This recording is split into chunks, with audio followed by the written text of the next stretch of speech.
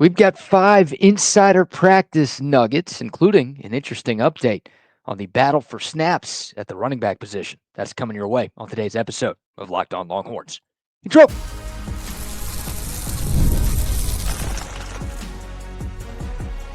You are Locked On Longhorns, your daily podcast on the Texas Longhorns. Part of the Locked On Podcast Network, your team every day. Welcome in. You were locked on to the Texas Longhorns. I'm your host, BK Brad Kellner, Texas grad, Austin local, and longtime sports radio host here in the Lone Star State. Thank you for making Locked On Longhorns a part of your day every single day. We're free and available wherever you get your podcasts and on YouTube as well. Please like this video, subscribe, and turn on notifications. And most importantly, remember to leave a comment. That's one of the fastest ways to help us grow right here on Locked On, your team every day. Today's episode is brought to you by FanDuel. Right now, new customers can get $150 in bonus bets when your first $5 bet wins. We've got 5 insider notes from Texas Fall Camp on today's opening segment. By the way, the first scrimmage of Fall Camp will take place tomorrow morning down on campus. It'll be a closed-door scrimmage, but we will have some intel from that on Monday's show. A lot of position battles get decided based on what happens in these scrimmages. There's one tomorrow, there's one next Saturday, there's one the following Saturday, and of course, the Saturday after that will be game 1 against Ohio State. But these scrimmages are big opportunities for a number of Longhorns who are fighting for playing time to prove what they are capable of. So let's dive into what's been happening at practice leading up to scrimmage number 1, and we will start at running back. Quintrevion Wisner, CJ Baxter, Christian Clark, and Jarrett Gibson have all been getting reps with the first team offense in camp so far. Remember, the first day was last Wednesday, so we're about a week and a half in. I think it's safe to assume that all 4 of those guys are going to have a role with the Texas offense this season. Now, what's interesting, Texas coaches have come out on the record and said that they will be patient with CJ Baxter, who, of course, is coming off of a torn LCL and PCL in his right knee. It's great that he's out there. It sounds like he's going through just about as many drills as the other running backs in that room. But again, the coaches wanting to slow play things a little bit, wanting to make sure that Baxter is 100% before sending him to the Wolves in that week 1 game against Ohio State. That's opened up some opportunities for some of the other guys. And with that news out there, of course, Trey Wisner, the lone returning 1,000-yard rusher in the SEC, he's been getting a ton of reps with the ones. But so is Christian Clark. Like, those 2 guys have been spending the most time with the first team offense through the first week and change of camp. Christian Clark, of course, has never played a game at Texas. He's coming off a torn Achilles that, like CJ Baxter, he suffered in fall camp of last year. He has been way ahead of schedule, dating back to the spring. And he has really impressed the coaching staff with what he's been able to do. Also dating back to the spring, obviously through the summer and here into the fall as well.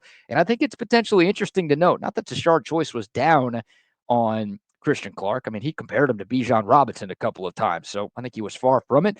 But with a new running back coach in here, there's no preconceived biases or anything like that. So all of these running backs have the opportunity to showcase Chad Scott, what they are capable of. We know Steve Sarkisian isn't shy about playing young guys if he believes that they're ready to go. So I fully expect the combination of Sark and Chad Scott to consistently play the guys that they think give their team the best chance to win. I'd expect Trey Wisner to get the first snaps in Columbus, but with all of the positive things that I continue to hear and we continue to hear about Christian Clark, I think it's fair to expect that Clark is going to be a big part of the offensive game plan in week 1, 3 weeks from tomorrow. So get ready for him. I know we haven't really seen it with our own eyes, but I'm excited about what Christian Clark is going to do in the burnt orange and white. All right, sticking with the offense, the battle for QB2 is getting really good. The transfer Matthew Caldwell has really impressed the coaches so far. Remember, he was a post-spring addition, so these are his first chances to get on the field and show this staff and to show that locker room what he's all about. He's showing some talent with his arm, but I think the thing that's impressed people the most, his level of professionalism, his intensity, his leadership. It's hard for a guy who's that new to come in here and do all of those things, But that's what Matthew Caldwell has done so far. And he is really raising the bar for Trey Owens and KJ Lacey. Like, Caldwell is playing to win that battle. He's not just happy, I get to play for a really good team. Texas is by far the best college I've gotten to play at. I get a chance to get a degree from a great university. Like, that's not why Matthew Caldwell is here. He is taking this battle really seriously. And backup quarterbacks have been big parts of Texas football in recent years. We know Arch is the guy, but we also know recent Texas history tells you that the Longhorns are going to need two throughout a long season. So that QB2 battle is something to pay attention to. And it sounds like Matthew Caldwell might be ahead of Trey Owens right now. Those scrimmages will be really big for the quarterbacks because that's the closest thing to a game-like situation you're going to get before the actual games. So who brings it in those scenarios, those are going to be big. But very impressed with Matthew Caldwell to this point. One more on the offensive side of the football, moving up to the offensive line. We speculated this, almost immediately after the Andre Kojo injury news dropped. The true freshman, Nick Brooks, all 6'7", 350 pounds of him. He's been getting reps at right tackle in the wake of Kojo's season-ending knee injury that he suffered last weekend.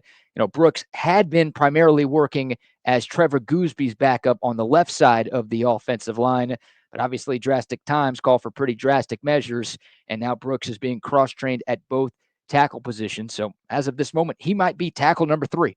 Like, regardless of if something would happen to Goosby, something were to happen to Baker, knock on wood, cross your fingers, say a prayer to whoever or whatever you believe in that doesn't happen. But Nick Brooks might be the first backup tackle that Texas has, so he's getting a little bit of work on both sides of the offensive line. Brandon Baker, the true sophomore, he's getting most of the reps with the first-team offense at right tackle. That was the case when Andre Kojo was healthy. Those guys were splitting, but Baker was still getting the majority of the reps with the ones, and I think his number of snaps with that first-team offense has now gone up with Kojo being out. But again, Nick Brooks working in there as well, so his role, I felt like he was in the doghouse at the start of camp because of what happened in the offseason. They had to kind of rush him out of the doghouse just to make sure he's ready to roll if his number gets called in week 1. Jaden Chapman, another one of those potential options. He's been working at guard and tackle. Now he's getting reps at both tackle positions, more so than guard right now. Again, drastic times call for pretty drastic measures. That's what a season-ending injury in the first week of fall camp will do. All right, 2 nuggets on the defensive side. Syracuse transfer Murad Watson and North Carolina transfer Travis Shaw are really good. We'll lump those 2 guys into one. They both play the same position. Don't sue me, please. Those guys are really good. Those guys are really good, and they have both been getting a ton of reps with the first-team defense. And I think there were reasons to believe that those guys were going to be good players, but you have to remember Watson came in after the spring, and Shaw missed most of the spring rehabbing from an injury. So those guys have had like a week and a half's worth of practices, and they've already done enough to prove that, yeah, they are worthy of running with the ones. Like, it sounds like Texas struck gold with those 2. I think Watson is going to be a rotational starter. He is a really good athlete for a guy his size. And man, keep in mind, Watson, freshman All-America last year, he's only a sophomore. He's got multiple years of eligibility remaining. Texas has him. They also have Alex January as a sophomore as well. Like, I don't think that's the best defensive tackle tandem in college football. But if you're just talking about sophomores, you're only looking at that one class. Those 2 guys together, they got a chance to be good this year. And then you think about what they could be in 2026 and maybe 2027. Watch out. I think those guys are going to be special players. And then a little more on Travis Shaw. I mean, getting Shaw and Watson out of the portal, that's almost unheard of at that position and striking gold like that because, really good defensive linemen don't leave a whole lot. And usually if a lineman is in the portal, you've got some questions about whether or not they're healthy enough or they're good enough or this or that. It seems like things are going really well with both of them. Watson a little bit younger than Shaw, but Shaw, a former 5-star recruit. This is kind of a contract year for him, and it sounds like he is treating it as such. So love what I've heard about those 2 guys so far in camp. And then last but not least, a note on the cornerback rotation. Junior Manny Muhammad and senior Jalen Gilbo have been getting most of the first-team reps at cornerback. No surprise there. I think that's what we all expected. It's been Kobe Black and Warren Roberson, a couple of sophomores who have been getting the majority of the second-team reps. And Cade Phillips and Santana Wilson. Cade Phillips, the true freshman, who's now back at practice after dealing with a hamstring issue. Santana Wilson, the redshirt freshman. Those guys have sprinkled in a couple of reps here and there with the ones and the twos, but for the most part, those guys have been a little bit behind on the depth chart. But again, Muhammad and Gilbo, the starters there.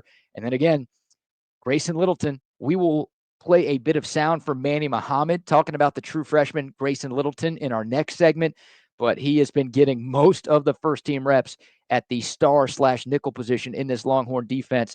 To me, that is insane. That continues to be the number one story of camp, and by far the most surprising story of camp. And that wasn't just a one-day wonder, right? We talked about that, last Thursday after day one of practice last Wednesday, that there's a true freshman who was Texas's 9th highest rated recruit who is running with the number one defense right now. Is that something worth paying attention to?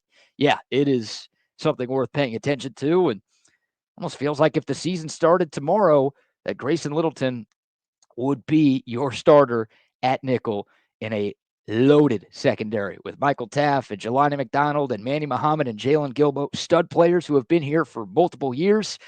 Might be a freshman as that fifth guy in the quote-unquote starting five for the Longhorn defensive backfield. He's been really, really good. Redshirt freshman Wardell Mack has also gotten some reps with the first-team defense at that star position. Michael Taff has been working there a little bit. Jelani McDonald a little bit as well. But it almost sounds like Graceson Littleton's job to lose right now, which is just wild when you're thinking about the number one team in the country. All the talent on this Texas defense, man, tip of the cap to Graceson Littleton. The high praise continues to come down on him. So there you go, 5 insider nuggets from what's going on at Texas Fall Camp. You've heard enough from me. How about some sound from the players themselves? We got a little bit from DJ Campbell, Quintrevion Wisner, and Manny Muhammad. We'll let you hear from those three guys coming up next right here on Locked On Longhorns. But first, a word for our friends at FanDuel. The summer sports are in full swing, and of course, football will be here before you know it. In the meantime, if you're all about baseball under the lights, golf going on every weekend, the high-stakes soccer action all over the world, whatever you're into, our friends at FanDuel can help you make all of those games even more exciting. You're already following the action. Why not add a little thrill to every game? Well, you can do that with our friends at FanDuel. You can get in on the game and make some money while your friends are on vacation, getting sunburned at the beach, whatever, you can be cashing in. And FanDuel has different contests every single day. It's amazing how creative they are. Some of the things that they come up with, well, they're trying to hook you up. They're trying to give you more ways to win than anybody else, and they are succeeding. It is super easy to use. The payouts are fast, and they make every sporting event feel like a must-watch. If you're new to FanDuel, new customers can bet just $5 and get $150 in bonus bets if your first $5 bet wins. It is that simple. So open up the FanDuel app today or head over to FanDuel.com to get started. All right, welcome back to Locked On Longhorns, your team every day. Some sound from the players. Hopefully we can get to all 4 bits of audio that we have for this segment. We will start with DJ Campbell, the lone returning starter on the Longhorns offensive line. He was asked, I should say, there was a player availability after practice yesterday, so that's where all of this sound comes from. DJ Campbell was asked if there's going to be any drop-off with the offensive line. I feel like most people expect there to be a little bit of a step back for the big uglies up front, considering Texas lost 4 starters from what was one of the best O-lines in college football. Here's DJ Campbell responding to the allegations that the offensive line won't be as good in 2025. I mean, we try to keep everything in-house. I mean, we don't really pay attention to the outside media, of course not like that. Me personally, I don't think there's a drop-off at all. You know, we did lose the other 4, me being a returner starter, and we got Cole with a lot of experience as well. With Baker and Goosby, Goosby had experience. Baker also was in last year. So I feel like we are ready.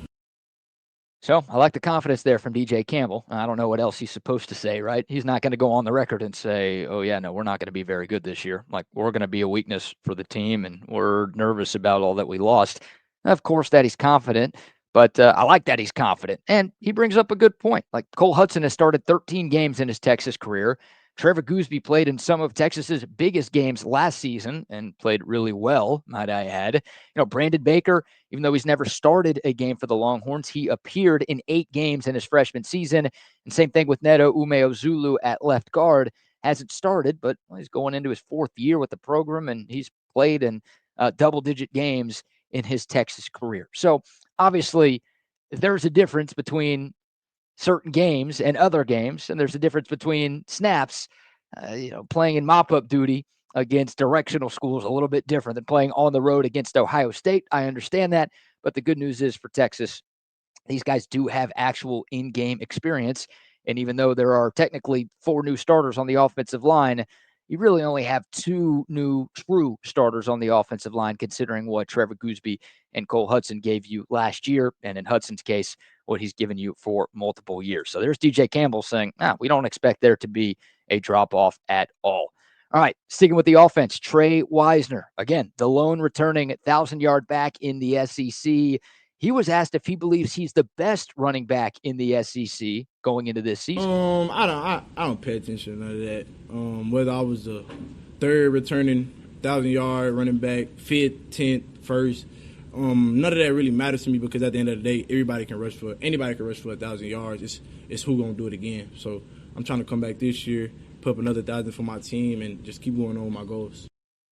Give yourself some credit, Trey Wisner. I don't think just anybody can rush for 1,000 yards in the SEC. That's a big freaking deal, man. And what he did last year, he was probably the 3rd string running back at this time last year. Of course, C.J. Baxter was expected to be ahead of him. Then he got hurt. Jaden Blue expected to be ahead of him. He had fumbleitis. That opened the door for Trey Wisner to get more reps. And, he took advantage of his snaps last year. He was incredible. Can't wait to see what he does for an encore. But give yourself some credit, man. But I do love what he said at the end of that. Like, that was last year. That's the main point there from Trey Wisner. It's like, okay, 1,000 yards is cool, but that's in the past. That has no bearing on what's going to happen this season. I want to do it again. I want to help my team win. And I love that. I love that mindset for Trey Wisner, who doesn't want his story. It's already a great story. 3-star, like the 30th ranked running back in his class, coming into Texas and waiting his turn and then putting together the season he just put together. That would be a great ending to the story already. But Wisner doesn't want his story to be done. He's got more to tell. And I love the mindset and attitude that he's got. And he put in a lot of work in the offseason. This one's pretty funny. A little bit of back and forth with the reporter here. Wisner talked about putting on a few pounds and changing up his diet a little bit to get better in 2025. Here's Wisner talking about what he gave up to get in better shape. I was a big McDonald's guy. I ain't gonna cap. I love McDonald's. Like, McDonald's top 10. But I had to cut the McDonald's out. What's your meal? I go bacon McDouble, 2 of them, 10-piece nugget, large fry, Powerade, every time. Strong order right there from Trey Wisner. Hey, look, that's for a college kid to give up McDonald's. Tip of the cap, my man. That is impressive, because I can tell you what, I in college could not have given up McDonald's. I don't think I could give it up right now, if we're being perfectly honest. But during my college days, no chance I would have been able to give up Mickey D's, man. That's a big commitment. That's a big sacrifice from Trey Wisner, and I love it. I know some of y'all out there are like, I haven't had McDonald's in years. It's not hard to give up that. In college, I don't know. For me, at least, it was tough. And for Trey Wisner, it sounds like it was tough. And that's a strong order. 2 bacon McDoubles, 10-piece nugget, large fry, and a Powerade. Pretty good. Pretty good, sir. But love hearing that from Trey Wisner. And hey, maybe that helps him take his game to another level this year. Last bit of sound. We'll go over to defense now. I teased this one in the last segment, so we got to deliver on it. Manny Muhammad. Remember, Manny Muhammad started a lot as a true freshman at Texas. Obviously, last year he started every game for the Longhorns, but he came in right away and was an impact player in the secondary in that 2023 season. He was asked about Graceson Littleton, who sounds like he could be this year's Manny Muhammad. Here's Muhammad talking about what he's seen from the true freshman corner so far. Graceson, man, physical, play with high, fanatical effort, is smart, is about his business, and he's just consistent on and off the field. Yeah. I'm going to play the start of that one more time. Just listen for the little sound effect. Almost a sound effect. It's like a under the breath statement from Malik Muhammad at the very start of this cut. Take a listen. Oh my God. Grace. I'm like, oh my God. You could that's the natural reaction right there for Malik Muhammad. That's how good Graceson Littleton has been. Muhammad, I think, is one of the best defensive backs in college football. I think he's going to prove it. I honestly think he's going to be a first-round pick in next year's draft. That's how much I expect from him in 2025. He's a stud, and he's already that impressed by a true freshman in his first few weeks of camp. I guess Littleton was here for the spring, so Muhammad got to see it back then too. But I love that, man. That, hearing anybody give high praise to Graceson Littleton means something, but from a guy in that room who was kind of in a similar spot a couple of years ago, that's music to my ears. So there you go. Bits of sound from the Texas players a week and a half into camp. What say you? Your expectations for this Texas team here in 2025. What was your big McDonald's order? What was your toughest food to give up on a diet? All right. Maybe you're not dieting at all. Maybe you're still eating the same stuff. If you are, good for you. We appreciate that as well. You do you. One segment left on a Friday show. Bruce Feldman of The Athletic has released his annual college football freaks list. Only one Longhorn made the cut. He's deserving. I'm glad he's there. We'll tell you who it was, but we'll talk about some of the other guys who probably should have been on the list too, up next on Locked On Longhorns.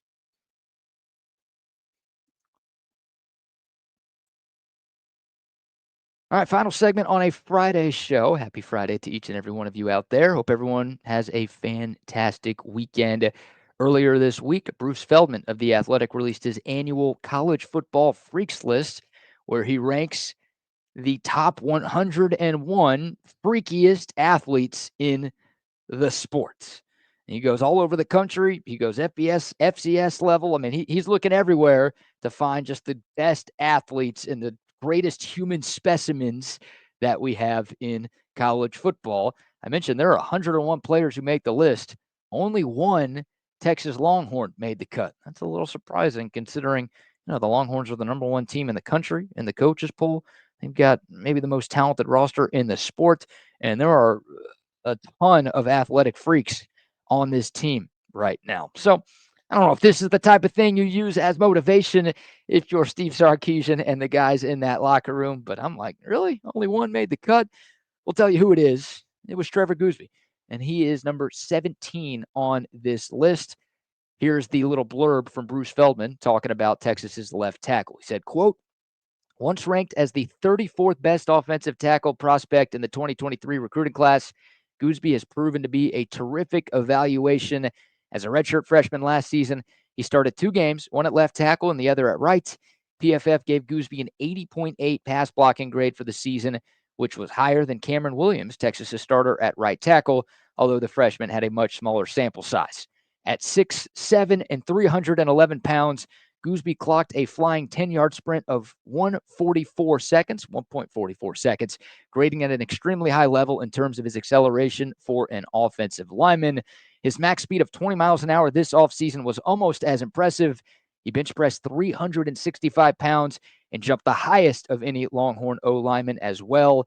His leaping ability and body control are also evident in a video of him doing a 360 dunk last spring. We're talking about a guy at 6'7" and change, 311 pounds, running 20 miles an hour, bench pressing 365, and doing a 360 dunk on a basketball court. That is absurd. Any one of those 3 things would be absurd for a guy at that size. Well, really, for a guy at any size. I don't care if you're 150 pounds lighter than that. If you could do a 360 dunk, then you're a better athlete than like 90+% of the country. If you could run 20 miles an hour, you're a better athlete than 90+% of the world. Forget the country, the entire world. And again, 6'7", 311, doing those 3 things. We saw Trevor Goosby's ability on the field, playing incredibly well against Texas A&M and against Georgia and against Clemson. Like, he just was awesome last season against some of the toughest teams that Texas had to play. He is a monster of an athlete, and that's why you're starting to see, you're not seeing it a lot right now. I think you're going to see it a lot more as the season goes along. Trevor Goosby's name is popping up in some mock drafts for 2026. I think Trevor Goosby is another guy who's gone after this year. I really do. I know it'll be his first year as a starter, but he is draft eligible because this is his third year of college football.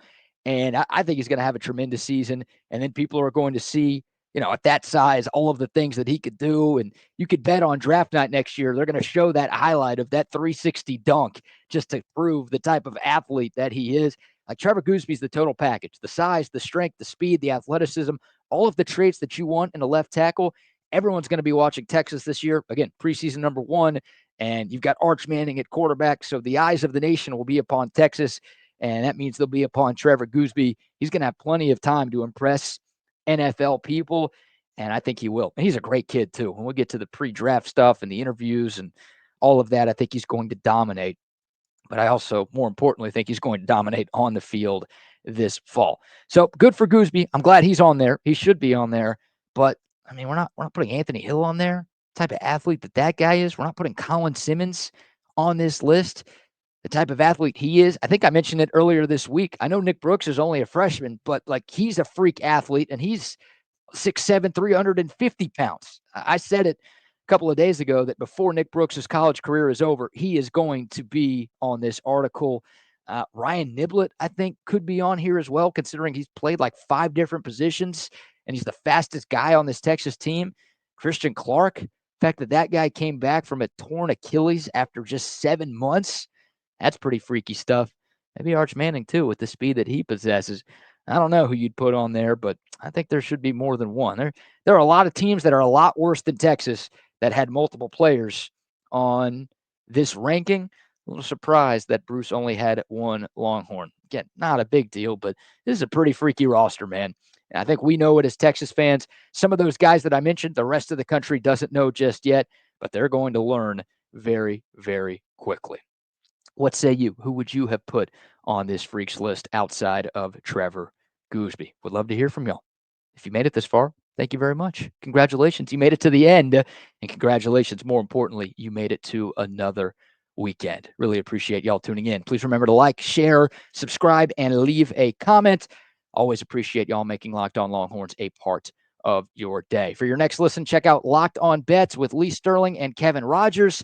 They are your one-stop shop for all of your sports betting needs, expert analysis, game picks, the lock of the day, whatever it is, they've got you covered. Find Locked On Bets on YouTube or wherever you listen to your podcast. We'll have some insider notes from scrimmage number 1 on Monday's show, plus a big commitment coming up on Tuesday. We'll set the stage on Monday's episode as well. But that'll do it for today. Hope everyone has a fantastic weekend. Until next time, horns up, mic's off. We'll see y'all soon. This is Locked On Longhorns.